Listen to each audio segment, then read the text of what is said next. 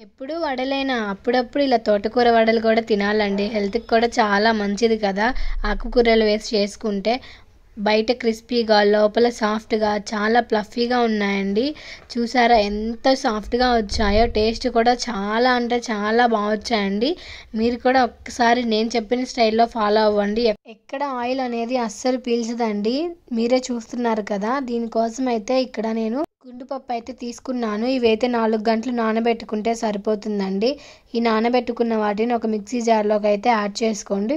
ఒకవేళ మీరు మినపప్పు తీసుకున్నట్టయితే ఓవర్ నైట్ అయితే నానబెట్టుకోండి. అప్పుడు మంచిగా నానతాయి. దీంట్లోకి నేను ఒక half tea glass water add చేస్తున్నాను. ఎక్కువ యాడ్ చేయకండి. మరీ మెత్తగా లూజ్‌గా ఉంటుంది పిండి. సో, ఇలా థిక్ కన్సిస్టెన్సీలో ఉండేలా చూసుకోండి పిండి అనేది. చూసారా? నేను ఇక్కడ వడ షేప్ చేస్తే నాకు వచ్చింది కదా! సో, కన్సిస్టెన్సీ అనేది ఇలా ఉండాలి. తోటకూర వడ కాబట్టి నేనైతే ఇక్కడ తోటకూర తీసుకుంటున్నాను. తోటకూరని నీట్‌గా వాష్ చేసుకొని ఇలా చిన్నగా ముక్కలైతే కట్ చేసుకోండి.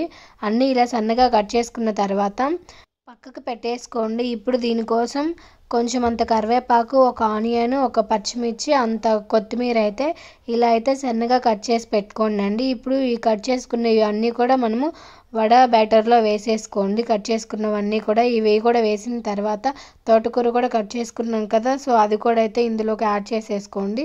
మీ టేస్ట్‌కి సరిపడా సాల్ట్ అండ్ ఒక హాఫ్ టేబుల్ స్పూన్ జీలకర్ర వేసుకోండి. జీలకర్ర వేసుకుంటే టేస్ట్ అనేది మనకి చాలా బాగుంటుంది.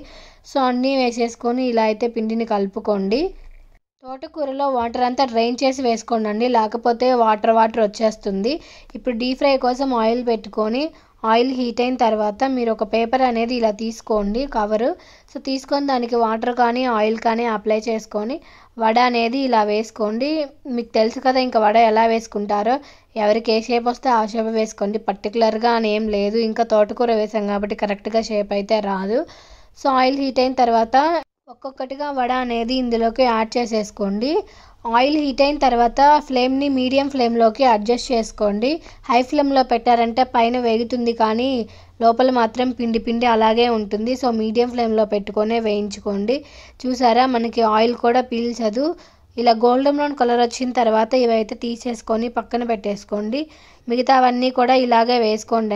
అంతే, అసలు చాలా పర్ఫెక్ట్గా మనకైతే తోటకూర వడలు అయితే రెడీ అయిపోతాయి. చాలామంది మామూలుగా తోటకూర పెడితే తినరు కదా! సో, పిల్లలైనా కూడా ఇలాగ వడలో వేసి పెట్టామంటే వాళ్ళే చాలా అంటే చాలా ఇష్టంగా తింటారు.